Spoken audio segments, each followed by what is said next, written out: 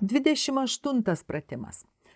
Paveiksle pavaizduotas funkcijos y lygus sinus x grafikas, bet mums reikia nustatyti viską apie funkciją 3 sinus x. Ką šitas skaičiukas daro? Jis išplečia mūsų grafiką 3 kartus nuo x ašies. Vat štai taip atrodys tas grafikas, 3 kartus bus aukštesnis arba žemesnis, vat štai taip. Tai dabar, kai mes jau įsivaizduojam, kaip jis atrodys, galim nustatyti reikšmes. Žiūrim, funkcija 3 sinus x didžiausia reikšmė jos yra y lygu 1. Nu tikrai ne. Mes išplėtėm, reiškia didžiausia reikšmė bus lygi 3. Ne, tikrai šitas ne. Funkcija yra lyginė. Nu ne, jinai yra nelyginė, jinai yra simetriška taško O atžvilgiu. Funkcija įgyja didžiausią reikšmę, kai x yra 180 laipsnių plus 360 k. Žiūrim, kur tas 180. Štai čia.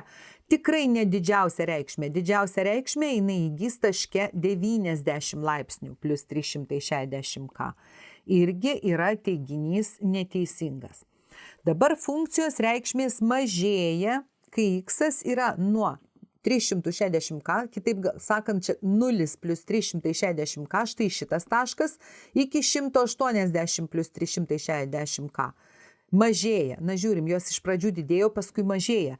Tikrai jos ne visam šitam intervale mažėja. Na, liko mums 2 teiginiai, tai greičiausiai jie ir bus teisingi. Pažiūrėkime.